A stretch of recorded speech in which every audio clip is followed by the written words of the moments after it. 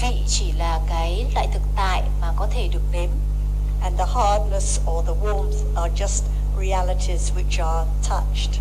Và cứng, mềm, nóng, lạnh chỉ là loại thực tại có thể được kinh nghiệm qua sự xúc chạm.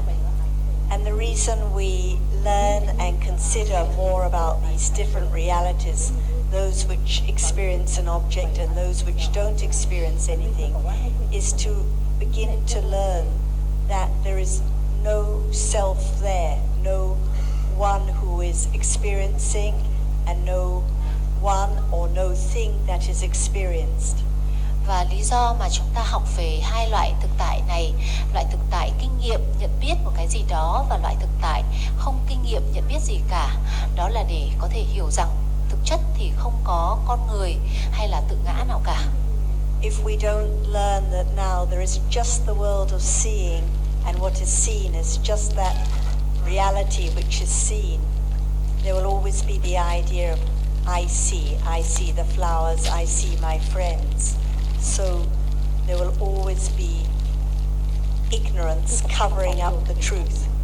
Nếu như chúng ta không được học rằng ở khoảnh khắc này đang có cái thấy và cái thấy chỉ là một tính chất, một pháp thấy, còn nó thấy đối tượng thị giác chứ không phải là thấy con người hay là những bông hoa, thì chúng ta sẽ luôn luôn nhầm tưởng cho rằng là có một người và đang thấy những bông hoa, những thứ khác nhau, và như vậy thì sự vô minh đang che lấp bản chất của sự thật.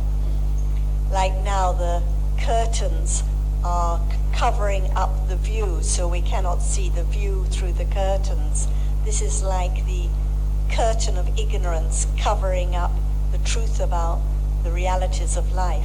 Cũng giống như là ở trong căn phòng này có những tấm rèm, và những tấm rèm này đang ngăn cản chúng ta không thể thấy được những gì ở ngoài, thì cũng như vậy, vô minh giống như là một tấm màn che lấp khiến cho chúng ta không thể thấy được bản chất của thực tại của cuộc sống. And just like when we open the curtains, the view is clear. In the same way, when there is a little more understanding about these different realities, those realities like seeing and hearing which can experience an object, and those realities that don't experience anything, then the truth of life is revealed. Và cũng giống như là khi mà chúng ta mở cái tấm màn đó, tấm rèm đó, thì chúng ta sẽ nhìn thấy được cảnh vật ở bên ngoài. Thì cũng như vậy, khi chúng ta được nghe về bản chất của hai loại thực tại kinh nghiệm một cái gì đó và thực tại không kinh nghiệm gì cả, thì khi đó cũng giống như màn vô minh được hé lên và bản chất thực sự của cuộc sống hay của các pháp chân đế đã được hiển lộ. At night time, when we wake up, when we've been dreaming, we know that actually there was dreaming and that it was a fantasy, it wasn't real, what was experienced. Và cũng giống như là khi trong buổi đêm chúng ta có một giấc mơ và bất chợt tỉnh giấc, thì chúng ta nhận ra rằng tất cả chỉ là những giấc mơ mà thôi, không thực gì cả. But actually, what about during the day? Is there any knowing that what is experienced most of the time is a fantasy, not that which is real? Tuy nhiên, liệu chúng ta có biết rằng ngay cả khi chúng ta đang thức trong ngày, thường đa phần những gì diễn ra đều chỉ là những khoảnh khắc của sự tưởng tượng hay là của một thế giới mà không có thực. So by understanding more about the realities of life now, such as seeing what is seen, hearing what is heard, attachment, aversion, ignorance, we begin to see that the truth of life is different from the fantasy of life. Và vì vậy, khi chúng ta được học thêm về các thực tại, về cái thấy, về cái nghe, về cái được thấy, về cái được nghe, về tham, về sân, về si, về các bản chất, các loại thực tại khác nhau, thì chúng ta sẽ hiểu được rằng là cái bản chất của cuộc sống này nó khác với những gì trong thế giới của sự tưởng tượng, của sự vô minh.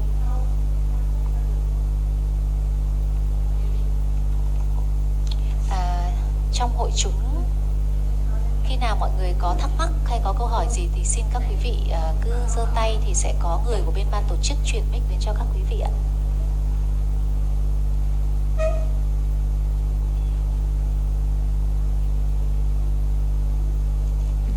Xin mời quý vị chuyển mic cho sư cô ngồi đằng trước.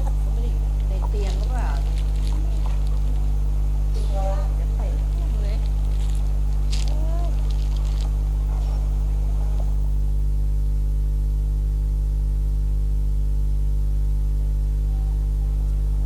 vị giảng sư cùng cô Tâm Bạch. Đầu tiên thì con xin gửi lời cảm ơn đến Achan, quý vị giảng sư cùng ban tổ chức đã tạo điều kiện cho con đến đây được nghe những gì là giáo pháp của Đức Phật.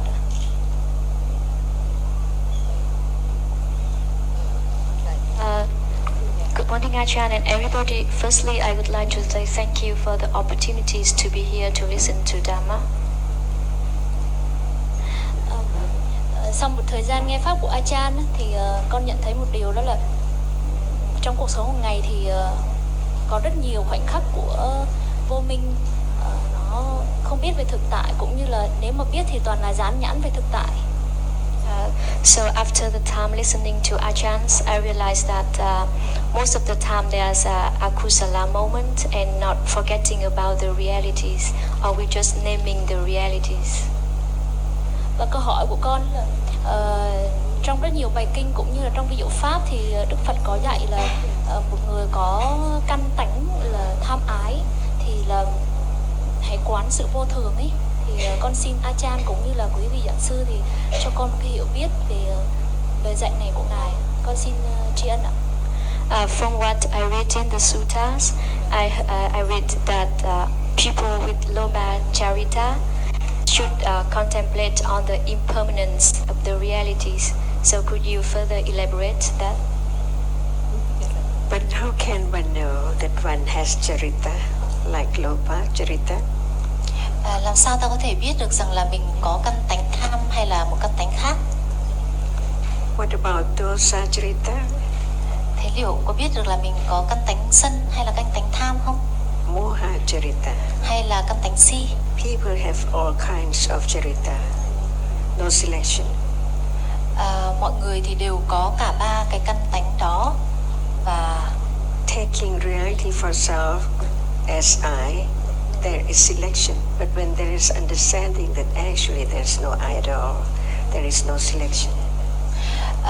Khi mà cho rằng là các thực tại là ta thì chúng ta sẽ nghĩ là mình sẽ chọn lựa.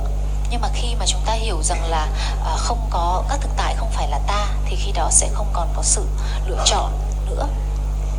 Are these moments fantasy? Khoảnh khắc này thì là thực hay là chỉ là giấc mơ?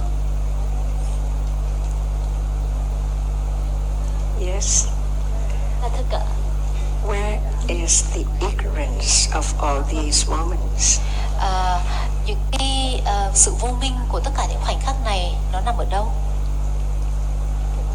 If there is only one reality is conditioned to arise and fall away in succession, there's no fantasy.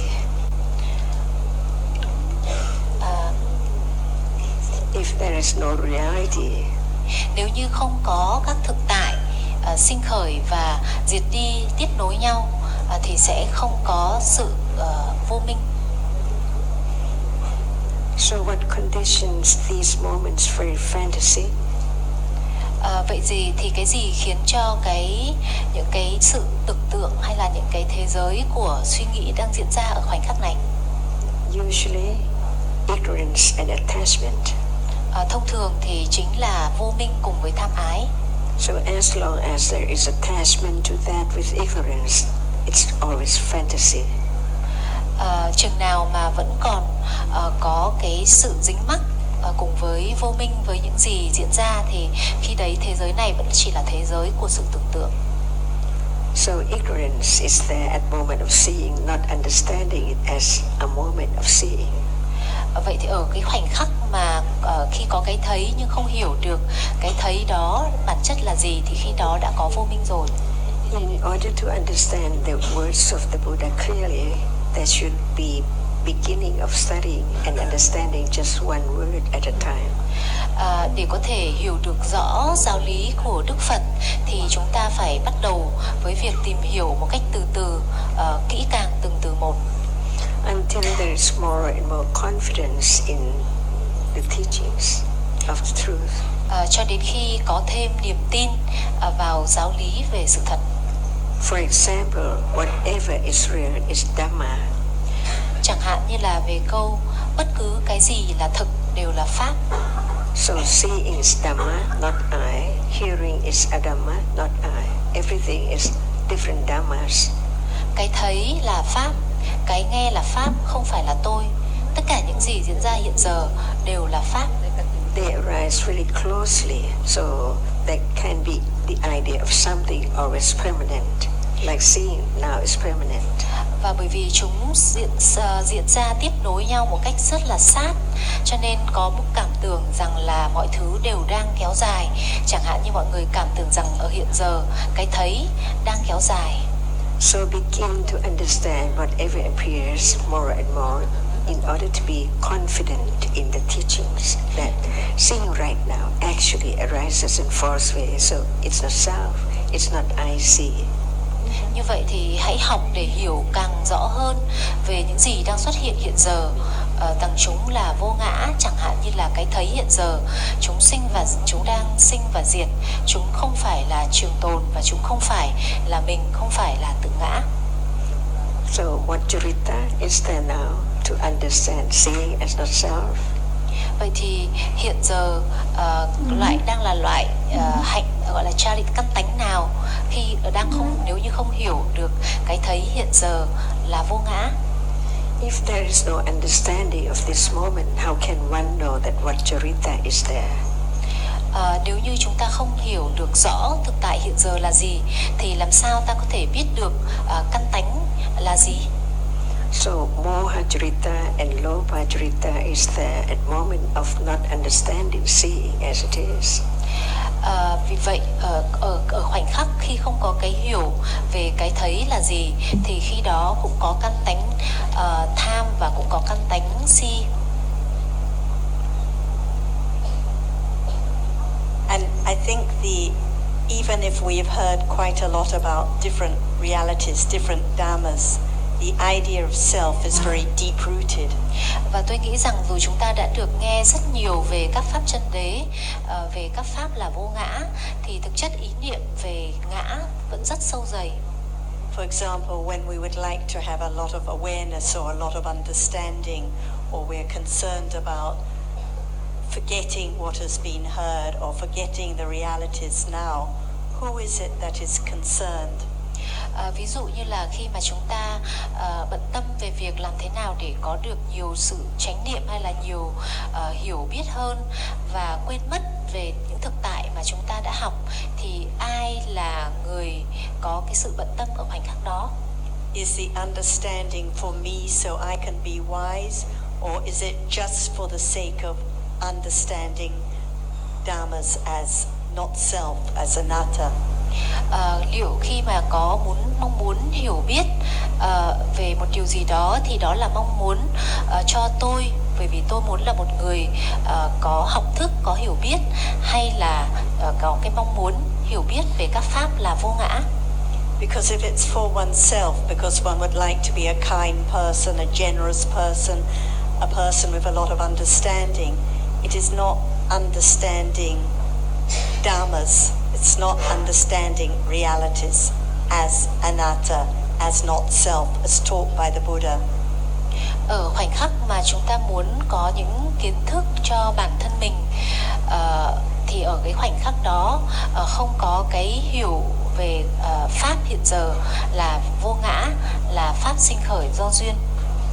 So as Jonathan said at the beginning, as soon as there's an idea of I should do something, I should do this or that to be kinder or more understanding or to know the character or the behavior now, it is the idea of I who can do something.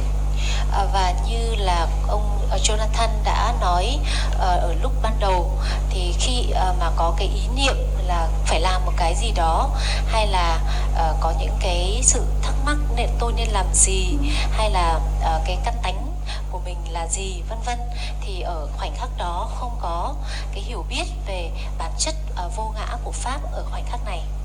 For the newcomers, the charita that was in the question is referring to the kind of consciousness at this moment. For example, at one moment now there may be a greedy kind of consciousness. At another moment of consciousness there may be an angry consciousness. At another moment a kind consciousness. Each one arises and falls away. Và để cho mọi người có thể hiểu rõ hơn được về cái căn tánh, ở đây khi mà nói đến căn tánh là nói đến tính chất, bản chất của cái tâm ở cái khoảnh khắc đó. Có những khoảnh khắc thì tâm nó sẽ là tham, có những khoảnh khắc thì nó là sân, có những khoảnh khắc thì nó là si, và đó là căn tánh ở mỗi khoảnh khắc. So if one thinks, oh, usually in a day I have a lot of greediness because I enjoy my food and the sights and so on very much, so I better reflect more on the greediness. This is not understanding realities which arise and fall away so quickly.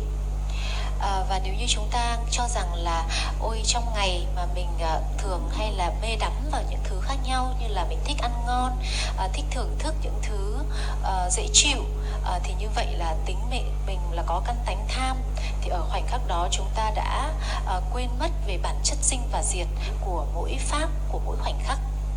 It's not understanding that it's different dhammas that are greedy or angry or wise and so on, not I who am greedy or angry or wise. Khi đó thì chúng ta đã quên mất rằng là tất cả chỉ là pháp mà thôi. Có những pháp là tham, có những pháp là sân, có những pháp là trí tuệ, hiểu biết, chứ không có một con người nào là tham, có con người nào là sân, hay có con người nào là trí tuệ. So by understanding that there are just different realities, as I mentioned before, those that can experience an object and those which don't experience anything, and by understanding that these fall away instantly, there can be a little more understanding that it's not I who is anything or I who can do anything. Và quay trở về với điều mà tôi có nói vừa nãy, thông qua việc tìm hiểu về các pháp, về hai loại thực tại. Loại thực tại kinh nghiệm một chủ thứ gì đó, một cái gì đó, và thực tại không kinh nghiệm một cái gì cả, thì dần dần chúng ta sẽ càng thấy hiểu rõ hơn rằng là không có một cái tôi nào, không có một tự ngã nào, mà chỉ là các pháp với những tính chất khác nhau, sinh khởi và diệt đi mà thôi.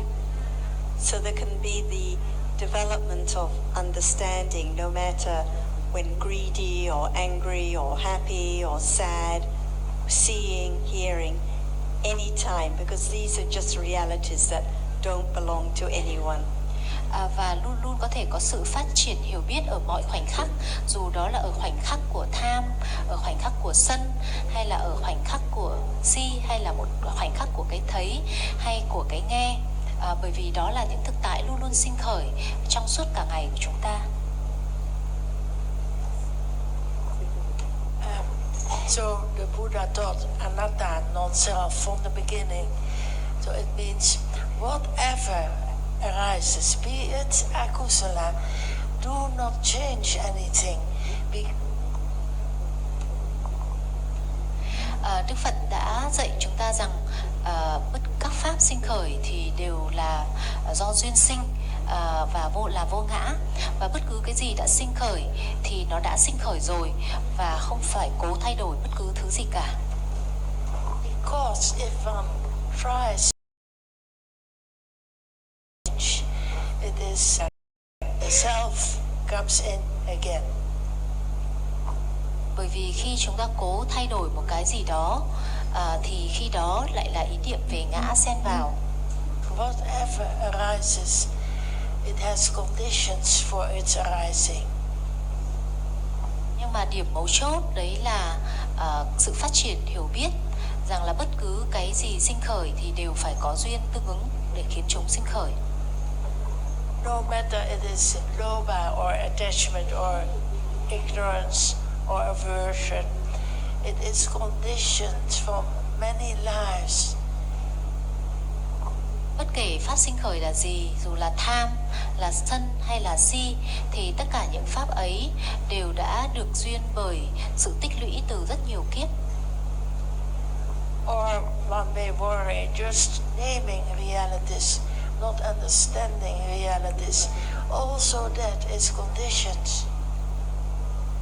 Và có thể ta sẽ bận tâm rằng là mình chỉ luôn luôn dán nhãn đặt tên cho các thực tại chứ không phải là hiểu về các thực tại, thì đó cũng không phải là một mối lo, bởi vì điều đó đã xảy ra do duyên rồi.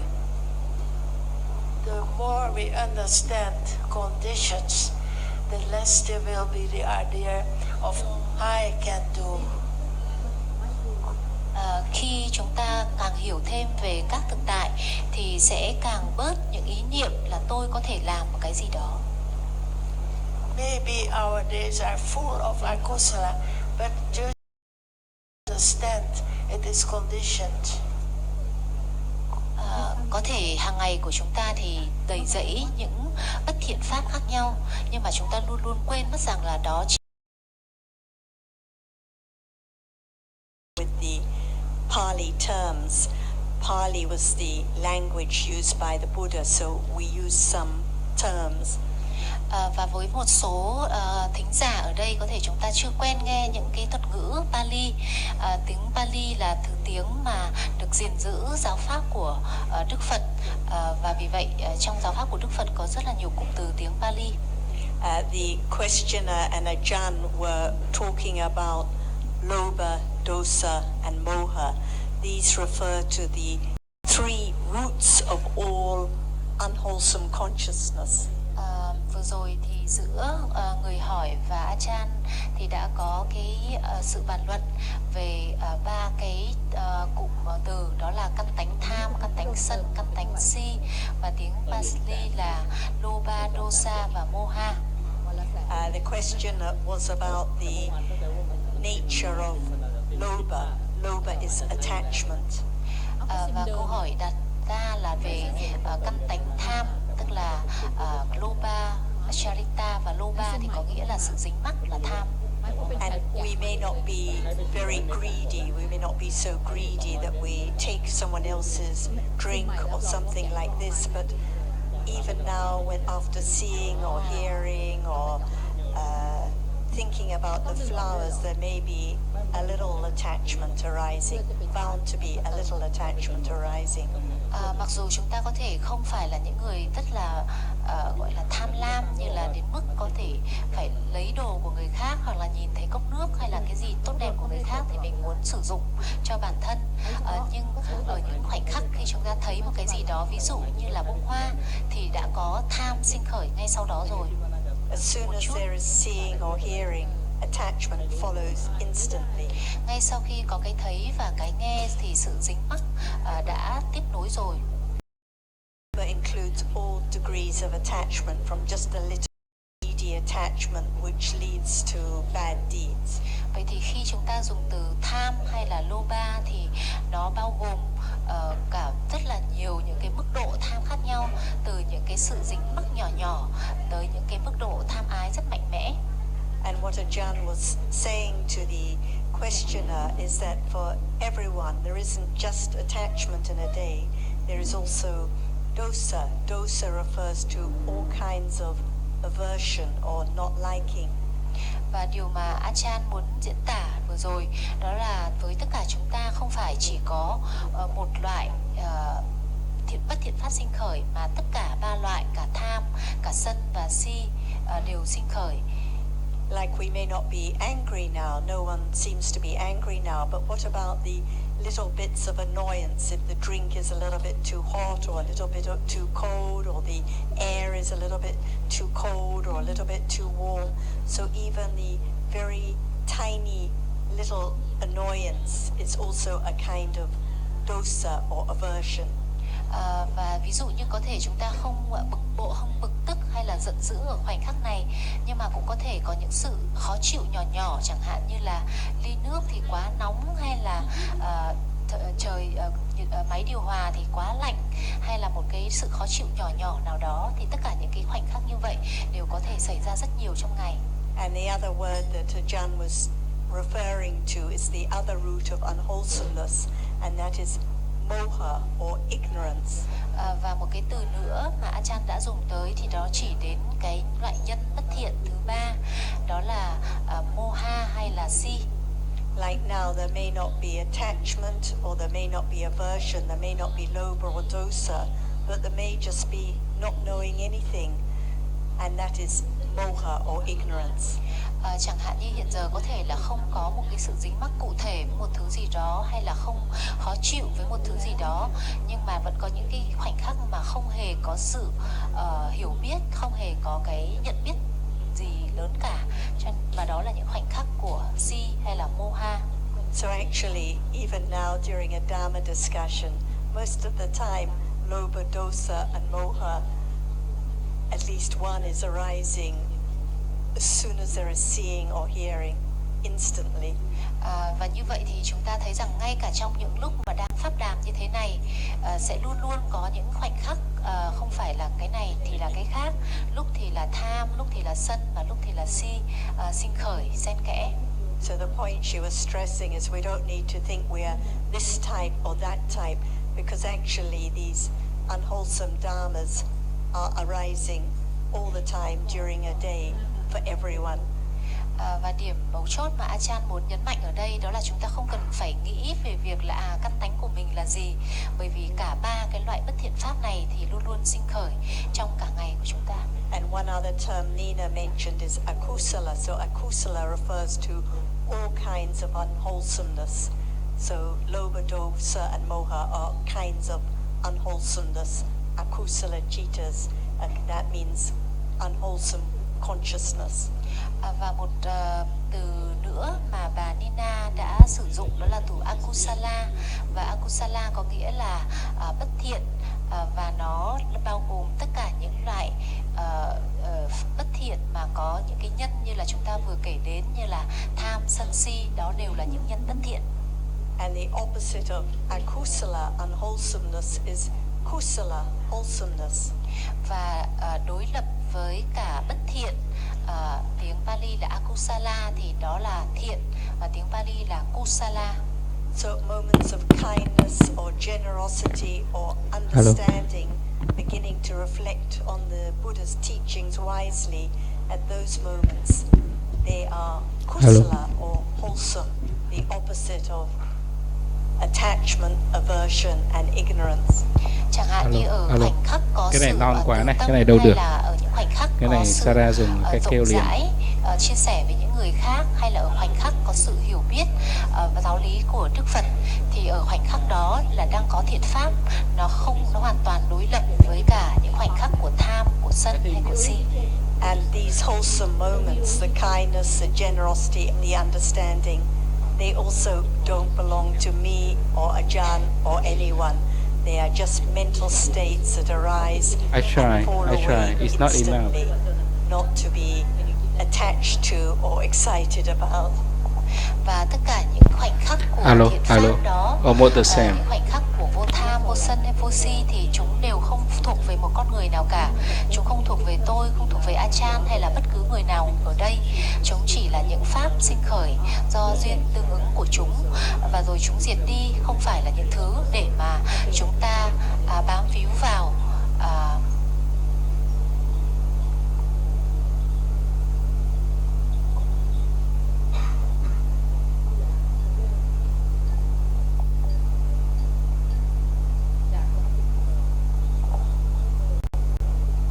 I was interested to hear you say that most of the time there is akusala, unwholesomeness, and we are not aware of realities. There is no awareness of realities.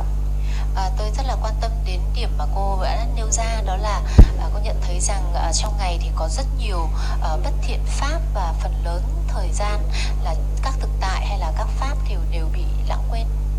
Yes, this is what life is like for the person. This is what life is like for everyone here today. Vâng, và đó là cuộc sống của tất cả những người chúng ta đang ngồi ở đây. Awareness and understanding are mental factors that arise with that may arise with wholesome consciousness. Chánh niệm và trí tuệ là những pháp chân đế là thiện và có thể sinh khởi với những tâm thiện.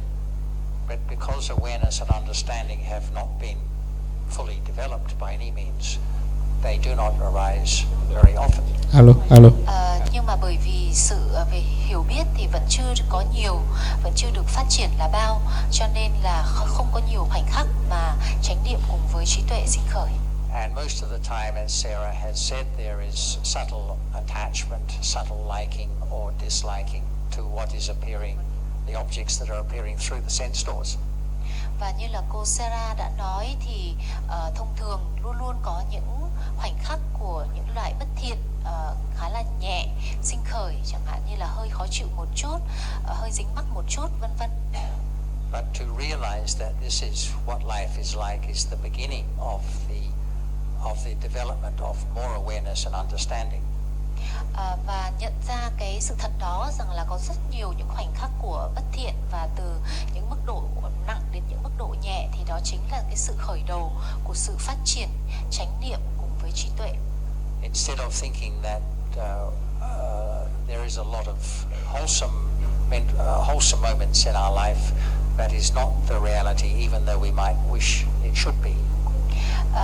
Và để nhận ra rằng là thay bản chất thực ra thì cũng không phải là trong cuộc sống này có rất là nhiều những khoảnh khắc của thiện pháp, mặc dù là chúng ta có thể mong muốn điều ấy. And there are also moments of seeing and hearing during a day, many moments of seeing and hearing, and these are neither wholesome nor unwholesome, but they are a result. Và trong cuộc sống hàng ngày của chúng ta thì cũng có rất là nhiều khoảnh khắc của cái thấy và cái nghe, hay là sự xúc chạm, và những khoảnh khắc đó thì không phải là thiện cũng không phải là bất thiện, mà chúng là những khoảnh khắc của quả. The important thing to realize is that any kind of consciousness or any kind of mental factor or any kind of other reality can be object of awareness and understanding. Một cái điều quan trọng mà chúng ta cần biết đó là bất kể thực tại hay là pháp nó là gì, nó là thiện, nó là bất thiện hay nó là quả, thì nó đều có thể là đối tượng của chánh niệm cùng trí tuệ, của sự phát triển hiểu biết. So it's not a matter of thinking that we need to have less unwholesomeness